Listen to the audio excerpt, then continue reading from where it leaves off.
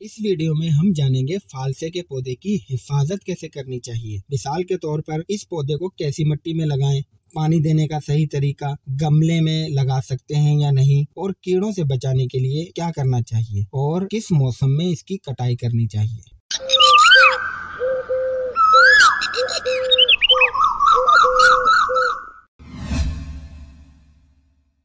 इसकी मिट्टी रेतीली होनी चाहिए, मतलब वो मिट्टी जो नहर या वाटर के साथ जो पड़ी हुई मिट्टी होती है, वो वाली मिट्टी जिसे हम आम जुबान में रेत बोलते हैं। उस मिट्टी में आप थोड़ा सा गोबर मिक्स करें, लेकिन पहले गोबर को ठंडा जरूर करें। कम से कम 40 दिन पानी में भिगो कर रखें, इससे वो ठंडा हो जाएगा। इस मिट्टी में फालसे का पौधा लगा सकते हैं।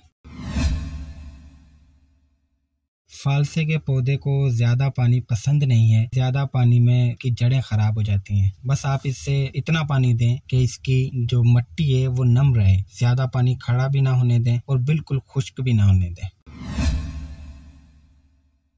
इसे आप ज़मीन में लगाएं। अगर आपके पास जगह नहीं है, आप गमले में लगाना चाहते हैं, तो ये गमले में भी बड़ा तो हो जाता है, लेकिन फल ज़्यादा नहीं देता।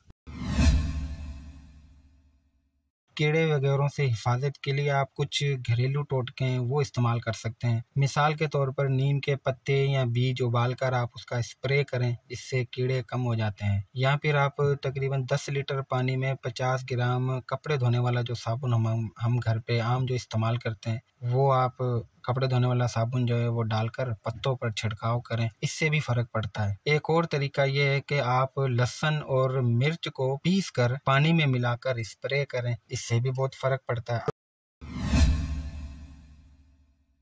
कटाई हर साल सर्दियों में करनी चाहिए। सूखे कमजोर टहनियाँ जो हैं वो काट दें ताकि नई शाखें निकलें और अगले साल ज्यादा फल मिले। और सर्दियों में सख्त ठंड से बचाने के लिए पौधे को प्लास्टिक या कपड़े से ढांप दें ताकि वो ठंड से मर ना जाए।